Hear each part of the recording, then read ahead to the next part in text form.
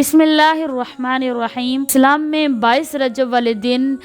کنڈوں اور امام جعفر کے نام پر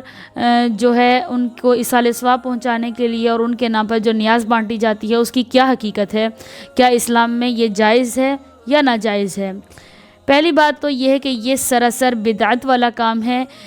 یہ جو شیعہ حضرات جو ہیں ان کی چھٹے امام حضرت امام جعفر جو ہیں وہ ان کو مانتے ہیں اپنا چھٹا امام، اور ان کی نہ تو ہی اس دن ولادت ہوئی ہے اور نہ ہی اس دن وفات ہوئی ہے، تو وہ کس چیز کی جو ہے نیاز بانٹ رہے ہیں اور کھلا رہے ہیں اور پلا رہے ہیں لوگوں کو؟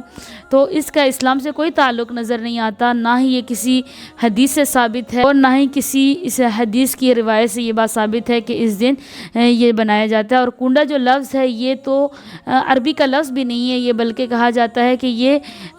ہندی الفاظ کا کوئی لفظ ہے، تو اس کا اسلام سے کوئی تعلق نہیں ہے۔ بلکہ 22 رجب کی حقیقت تو یہ ہے کہ حضرت معاویہ جو صحابی رسول تھے، کاتب رسول صلی اللہ علیہ وسلم، کاتب وحی رسول صلی اللہ علیہ وسلم تھے،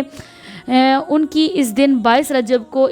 شہادت ہوئی تھی، اور شیعہ حضرت معاویہ رضی اللہ تعالیٰ عنہ سے بہت زیادہ بغض اور بغاوت رکھتے ہیں، اور انہوں نے اس دن جو ہے نا رات کو چھپکے سے خوشی منائی تھی کہ حضرت معاویہ رضی اللہ تعالیٰ عنہ کا اس دن انتقال ہوا ہے، شہادت ہوئی ہے، اور اس دن پر انہوں نے خوشی منائی تھی اور یہ رات کو چھپ کر منائی تھی۔ تو ابھی بھی جو ہے نا یہ جو کنڈے وغیرہ بنائے جاتے ہیں یہ دیکھا گیا ہے کہ یہ شام 7-8 بجے کے بعد یہ لوگ مناتے ہیں، اور یہ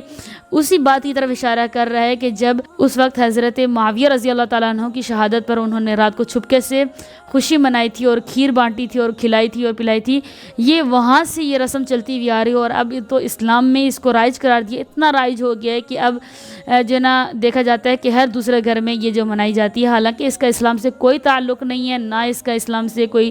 اور نہ ہی کسی حدیث سے اس کی روایت ملتی ہے، قرآن سے ثابت ہے، نہ کسی اور حدیث روایت سے ثابت ہے، بلکہ یہ سراسر بدعت ہے، اور اس کو لوگ بڑے جوش و خروش سے منا رہے ہوتے ہیں، حالانکہ ایسی کوئی بات نہیں، یہ سراسر ناجائز اور سراسر بدعت والا کام ہے۔